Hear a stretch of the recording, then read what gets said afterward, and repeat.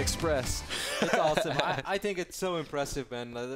PandaTank from South Africa does so well in these qualifiers. He's going to go up against Verdi right now, an excellent Russian Protoss player, so it's going to be far from easy, but we'll see. In the first WCS qualifier, PandaTank had an absolutely great run as well. I think he went to the round of 16 maybe. Yesterday he made it to the semi-finals. That game 3 against Feast was, in my opinion, a little bit heartbreaking to watch because I think PandaTank could have won it. He had, in my opinion, a better build order as well, but Feast missed the blink himself. Actually did not use blink, but still won. I want to remind everybody that there are so many casts happening right now. Yes. For instance, we're the only 2 guys casting the PandaTank right now. There's a lot of other games going on. So you've got the official WCS stream with Kylaris going. I'm not sure what game I don't know what games any of these guys are in right now, but there's tons and tons of them in many different languages. I see Polish, French, Ukrainian, German, and Russian all represented on TL right now. So. And the other flags he does not identify. No, I named all the flags. Just kidding, there are no more flags. I got them all, bro. I thought you'd be proud of me. Instead, you got to bring me down. No, that's pretty good.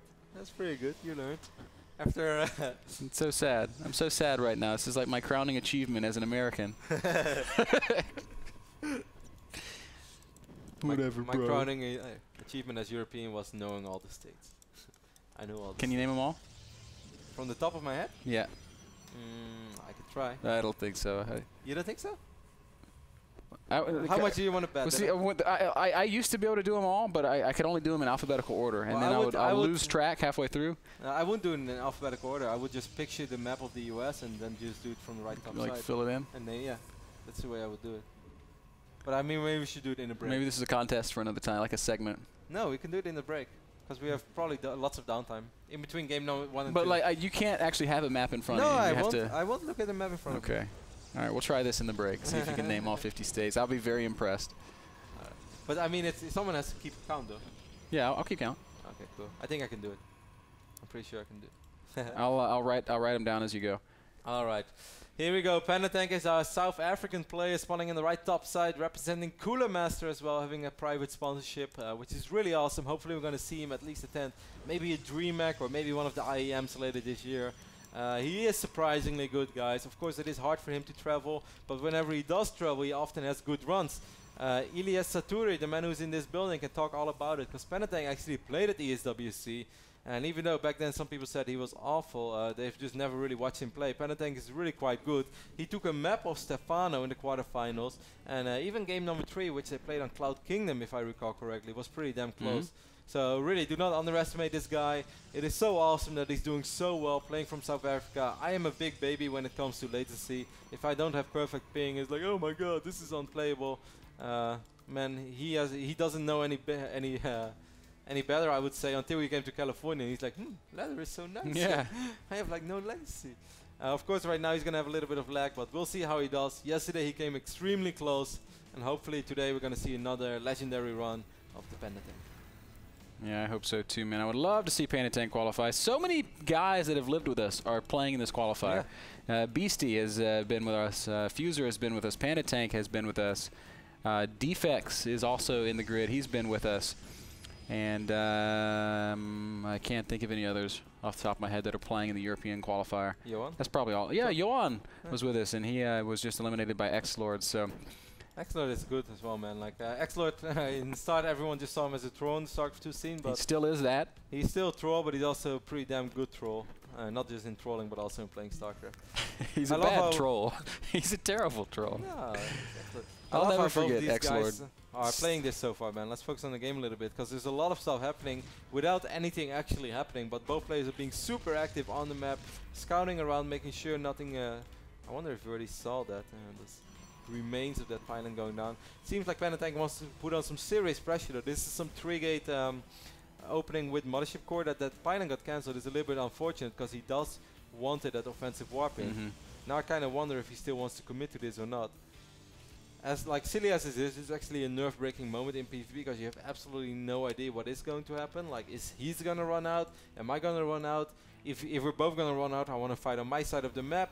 Right now, I'm not sure if I want to fight, because I have no pylon. These are so many things that are going through the minds of these players right now. The pylon goes down just outside of Verdi's vision, so That could be a little bit frustrating. Verdi is playing Robo Expand. PandaTank still on one base. Yep, no blink though. Catching a couple stalkers, or catching a stalker with 2 stalkers up at the top of the map. Maybe the other one will be able to go down. I mean, if he wants to attack this, he's going to have to go real soon, because as soon as the Nexus is ready, of course, Photon Overcharge will be ready. Man, this is a really sick timing. He literally has like 10 seconds. He's going to pick up another stalker. Wow, this is really quite good. Oh, wow. That's incredible timing for PandaTank. He's going to get here just when he wants to. And does Verdi cast the overcharge and go? Oh, the force field on the ramp is going to lock him in. And yes, overcharge will do some damage. Might even kill a stalker. Mothership core. Oh, actually, with the mothership core falling and the ramp opening up, Verdi gets down, and PandaTank could find himself in some trouble here. He's gonna go for it, Bennett. As soon as overcharge runs out, he's just gonna go for it immediately. Warped in 3 zealots. Wouldn't be surprised to get him see him get 2 more zealots. He also has sentries as well, so the combination of force fields and zealots in this phase of the game in PvP against like an unupgraded Stalker Immortal army can be so sick. Yeah, here we see 3 more zealots. As soon as overcharge is out, PandaTank is gonna go for it immediately, man, and then it's everything or nothing. So long. No, it's fine. He's gonna go right now. This is really quite good for the PandaTank. Here we go. Second Immortal in the mix. Does not manage to force field that ramp. The Zealots are not connecting to the Immortals at all, though. Force fields are pretty good, but okay, there we get 3 more Zealots. Those are going to work on that on the second Immortal, I should say. The rest is still kind of trapped. Oh, Verdi's doing an okay job here. Next warping is going to be key. There's no more Immortal on the way. It's 3 gates against 3 gates. PandaTank actually has more units. Army supply very even, 26 to 25. Yeah. PandaTank does have more units. Verdi with that powerful Immortal still in the mix. He's going to go after this Nexus. There is not enough energy for Photon Overcharge. Force fields are so key right now. Force fields are going to go good force fields here by Verdi, though. I really like those force fields, cutting off a couple of units from PandaTank.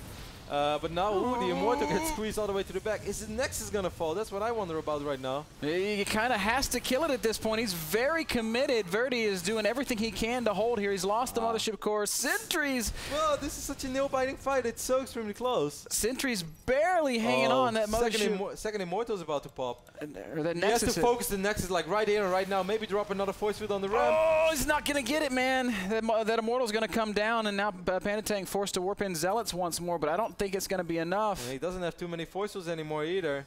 Verdi with 2 Immortals looking pretty healthy right now. Oh, this might be it. This might be it for game 1 for the PandaTank. Force fielding is not that great. He's not in that terrible shape, and it's not over yet. He's also expanding. Yep. Worker-wise, it's actually PandaTank with a worker lead. And Immortal will fall, and Zealots are in the mix still. It wasn't for free. The other Immortal's quite low on HP as well, though. If he could get like 1 warp in right here and right now, that would be so key. Is he going to get it? No, he's not going to get it. Oh, he's going to try, and Verdi has a choice. He can either focus the pylon. Oh, man, the Immortal is going to fall. Zealots do warp in, and PandaTank turns it around with the warp in on top of the pylon. Still, though, Verdi manages to hold 44 supply to 44 supply. Unbelievable that it's this close after all that. And after now, I kind of like PandaTank's position. Again, despite not killing the next, wow, he's even going to follow it up with his target. That's a ballsy play. But he's up 5-6 probes. Neither player has a mothership core. Yes, there is a robo for Verdi, but PandaTank, I thought was going to get his own robo as well. He's just going to get Stargate instead. But he has a worker advantage, and he's going to go up to 2 bases. Man, really sick pressure. Yeah, I'm really impressed with how smoothly he's managed to somehow transition into macro. Yeah. Verdi is going to send an observer across where he will scout that completed expansion, and that's going to have to be pretty disheartening when he does see that. This was like borderline all in with a smooth transition. Yeah, but that he was only able to pull off because of the damage that he dealt. Yeah. But it wasn't critical damage by any stretch of the imagination. Very close game, 66 supply to 62. I think really well, this happens to me all the time. It's like, let's hug the rugs. Yeah. Verdi has to be careful, even though PandaTank doesn't really want to fight right now. He's investing into economy. I think both players did that really well, man. A couple of great forces by PandaTank, but also very nice patience by Verdi. I think a big mistake that PandaTank made early on is losing that 1 mothership core. If he would have kept that alive, there was no need to lose that one. That could have potentially turned the entire battle. But still, Verdi made a couple of excellent forces over here as well when he zoned out 4 or 5 units. That really hurt it. The PandaTank. Good scouting by Verdi, spots the Stargate, knows exactly what his opponent is up to. And how will he react? Now we see no robotics bay, so he won't be making any colossi. Instead, just throwing down gateways. So maybe he's planning a big gateway follow-up of his own. Yeah, this is actually something that often happens when you play against Stargate. It's just going to be a robo pressure with 6 gate. And now PandaTank, does he have a Mothership Core ban? Yeah, he did remake his Mothership Core. This happened to me a few times that I actually forgot to remake my Mothership Core, and then you hate life. You really do. I feel like PandaTank should be able to just force field his ramp forever, though. No, that's risky because you shouldn't forget that Verdi has like a stronger army on the ground, and he could force field your units as well. He will be able to buy a little bit of time, but that's not something you can do forever. But as long as, let's say, this goes on for another minute or so, I kind of like the position of Panda once more. This is kind of a really weird fight. These are fights in PvP that you really get in my opinion, where both players, where actually force fields are going to decide the outcome of a battle. That's kind of strange in PvP. Look at all these pylons Verdi has thrown down. Just a trail of reinforcing pylons. He does not want to have to fall back all the way to his base. He's going to be very aggressive from here on out. Alright, one force field. Guardian shield being activated. And pretty good force fields. Gets all the zealots. He should bring his own zealots back. Good force fields by Verdi as well, though. Excellent force fielding by Verdi. An Immortal is going to get lifted up. Both Immortals, in fact, lifted up here. But this is not the moment to do that, in my opinion, as the units can't really connect with the Stalkers. Even though this is still looking sort of okay for PandaTank. If he gets all those Stalkers, that would have been awesome. Oh, he really kept the Immortals out of the fight for a long time, but Verdi finally does stabilize, and PandaTank left with just Zealot Stalker against like Zealot Stalker Immortal. He's going to get some more good force fields. He really lost fighting on this ramp. He's not using the Phoenixes right now to pick up this Immortal. Maybe he's going to get it. It's going to be kind of close, but it will fall, as in out of the Graviton lift, not as in dying. But it's still good enough. I mean, you shouldn't forget he still has a Mothership Core. He doesn't even have to fight over here. Like he does. Like he wants to. No, PandaTank, now he should really go back, in my opinion. Yeah, he's going to have to give up this ramp at this point, fall back to the really not Photon the end Overcharge. Of the world.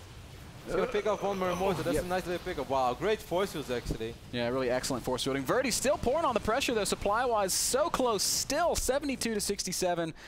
Okay. Both players on just pure gateway units. There is that that lone Immortal remaining for Verdi. It could be the game changer. Mothership Core with full energy. There's not enough DPS in this army to attack this Nexus. With look at this, Kev. Look at the mini-map. Verdi is he's going.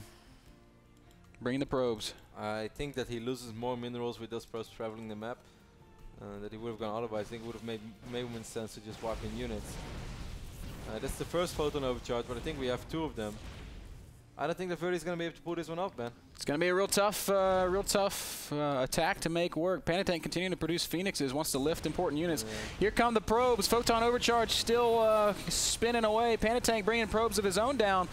Phoenixes will lift up a couple Stalkers and that one Immortal. Hard to say what's happening here. Supply-wise, it's PandaTank who's pulling ahead with the Warp Ends. 87 supply to 70. Verdi is in deep, though. Verdi's doing a crazy amount of damage right now. And the Nexus taking so much damage, might actually fall, but PandaTank still has so many units as well.